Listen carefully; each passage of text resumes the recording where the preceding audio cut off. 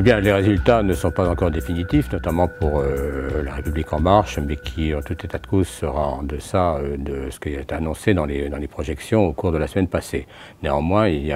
remporte une victoire qu'on peut dire écrasante et qui, évidemment, ne correspond pas à la représentativité dans le pays, puisque la semaine passée, au fond, le score obtenu par La République En Marche représentait moins de 15% des électeurs inscrits. Donc, il y a là un problème. Mais d'abord, le fait majeur de cette élection, c'est évidemment l'abstention massive. Donc 42% des électeurs se seraient rendus aux urnes, soit 6 à 7 points de moins qu'au premier tour. Donc le premier enseignement, c'est que le pays est dans une profonde crise démocratique et une crise de la représentation politique. Crise démocratique, pourquoi? Bien parce que lorsque les électeurs ne se déplacent plus, peut-être parce qu'ils ont pensé que les jeux étaient faits, mais en tout état de cause, ça pose le problème de l'implication des citoyens dans la vie publique, et là, il y a évidemment un déficit considérable. Alors les causes, on peut aussi penser qu'il s'agit à la fois, je dirais, du système institutionnel lui-même, qui fait de l'élection présidentielle l'élection majeure dont découlent les autres, et notamment les législatives, et donc les électeurs ont pu penser que les choses étaient jouées et qu'ils avaient voté, on va dire, entre guillemets, pour un monarque républicain, et que celui qu'ils avaient choisi n'étant pas élu ou étant élu, eh bien, les choses étaient réglées. Alors c'est un premier point. L'autre point, c'est sans doute que, je dirais, la pratique même du jeu de l'Assemblée au cours du dernier quinquennat, avec l'usage du 49.3, n'a sans doute pas arrangé, je dirais, l'image du Parlement dans l'opinion. Autrement dit, à quoi sert-il dès lors que le gouvernement décide de passer en force? Et l'annonce par Emmanuel Macron de sa volonté de passer par ordonnance est aussi, d'une certaine manière, je dirais, une mise en cause de la légitimité parlementaire, et donc je dirais, une baisse de confiance dans le Parlement de la part des électeurs. Donc voilà les deux grandes données. D'une part, une crise démocratique grave, et d'autre part, une représentation à l'Assemblée de La République En Marche qui ne correspond absolument pas à son influence réelle dans le pays, puisque, rappelons-le, en gros, le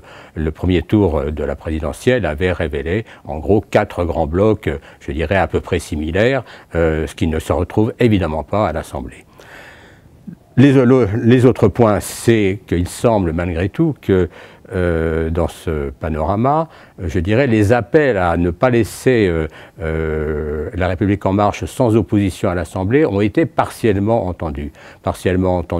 par les électeurs de droite, peut-être dans une moindre mesure par les électeurs du Front National, qui n'obtiendraient que 4 à 6 députés, dont évidemment Marine Le Pen à Hénin Beaumont, et peut-être un peu plus par les communistes et la France Insoumise, qui seraient évalués actuellement, restons prudents, entre 20 et 30 députés, donc avec la possibilité de former un groupe à l'Assemblée nationale, si toutefois les tensions qui sont apparues dans la dernière période peuvent être apaisées et surmontées, je dirais, pour des objectifs d'action commune dont le pays va avoir un besoin urgent, action commune aussi bien à l'Assemblée qu'au sein de l'opinion, pour reconstruire, je dirais, une vraie perspective de gauche. Et il va y en avoir absolument besoin,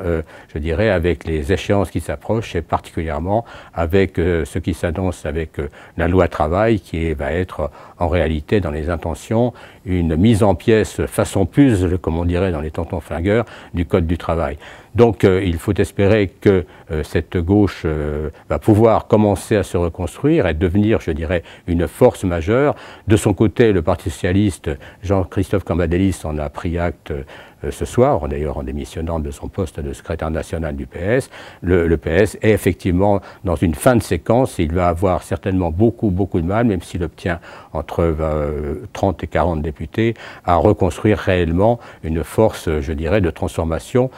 qu'il avait d'ailleurs, je dirais, délaissée au cours des péripéties du dernier quinquennat. Et donc, voilà, je dirais que la France Insoumise et le Parti communiste ont, de ce point de vue, une responsabilité particulièrement forte, et que s'il y a